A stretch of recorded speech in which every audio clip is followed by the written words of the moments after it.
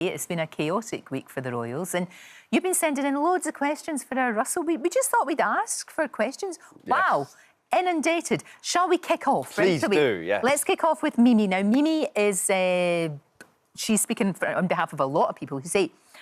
she's asked on Instagram, why is Kensington Palace being so stubborn and not doing anything or ignoring the situation? And I think what Mimi's hinting at is, tell us what's going on. Well, I will attempt to.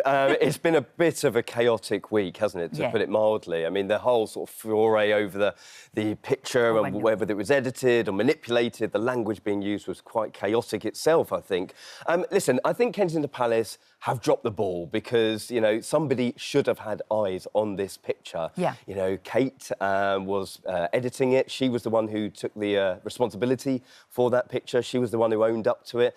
And it sort of spiralled out of control. And I think the issue for the Palace, I mean, Mimi's saying they're being stubborn. Perhaps not stubborn. I think there will be a review of processes about pictures on how they deal with the media or social media in the future. But they're caught between a bit of a rock and a hard place because, you know, Kate has been in hospital. Of course. They've been pretty consistent in their language, i.e. she was going to be in hospital for a couple of weeks, then we wouldn't see her till Easter.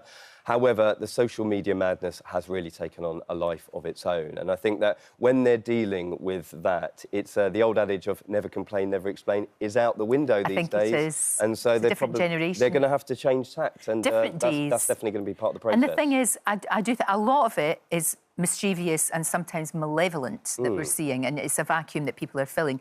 But I would say that the vast majority of people, certainly people that are watching this show this morning, feel like me that, look, just, you know, be a little bit more transparent, but let the poor lassie heal. Yeah, I think that, you know what, I think a lot of the comments and the feeling... It's coming from a good place. It is. There is a real big feeling of goodwill towards Kate and the fact that we haven't seen her, and it is a sort of out of concern. Yeah, people are worried. However, there has been a sort of dark element to it, and, you know, try and get out of the noise, and maybe the Palace shouldn't have commented on it in the first place. Just hope that she's said that she's doing all right. Now, look, Kylie via Instagram has said, when did Kate start using Catherine? I thought she was always used to be used Kate. I know William calls her Catherine, doesn't he? Yeah. Well, what's the right... Because I never know what's the right thing to call her. Well, we still stick with Kate. Okay. I mean, you know, we do know William calls her Catherine, and he makes quite a big deal out of it when he's talking about her. However, I think people were quite confused that in that recent tweet about the photograph, she signed off with C. So when they're putting out their own personal tweets, William will put a W, and she will put a C for Catherine. Right. I think this kind of took on a sort of life of its own almost, because maybe she didn't want to be Princess Kate or Queen Kate, and after their marriage it sort of dripped in slowly. But, you know, Prince Harry still calls her Kate, her friends still call her Kate. So I don't think it's offensive. No. I think that some people, you know, often hit out and say it's you know, we should have more respect and call her Catherine. But when you've been called something for so long, yeah, it's difficult, isn't it? It's like Di. We called her because it's short and it fits in a headline. Absolutely, that kind of thing. Yeah. But yeah, it is a strange one because I never know. I don't know why we call her Kate Middleton, because she's not been Kate Middleton for years. Well, this is the you know, the social media age and how people search. You know, millions of people still search online for Kate Middleton because she's Catherine, Princess of Wales, I guess. Exactly. Now look, Suzanne has emailed in to ask. This is an interesting one. Does George, you know, wee George, does he know that he'll be king one day? Is there an official talk?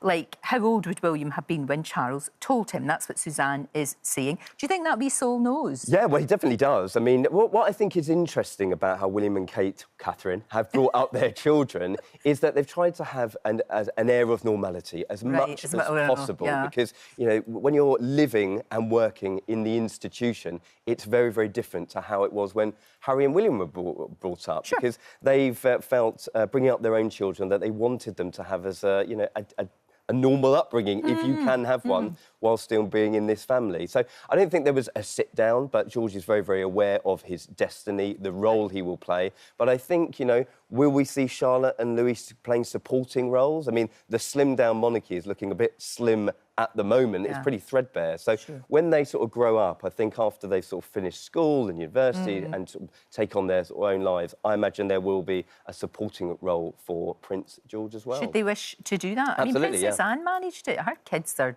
you know, they didn't get titles. No, yeah. And so it is doable. They've shaped their own destiny, haven't they? So maybe that'll happen with the Wales kids. Interesting one from Megan, not that one. From Montecito, no, is it? Yeah. No, it's not. It's from Chorley. Megan from Chorley wants to know how much the royal family actually make, how much they're worth, I guess. Well, this is quite a bone of contention. Every year we have the Sovereign Grant Report, and that is sort of, we delve into the sort of whys and wherefores of the finances of the royal family. I think the last headline figure was just over £100 million is how much they cost the British taxpayer. Right. Now, their sort of funding is, some is shrouded in mystery, some is quite transparent.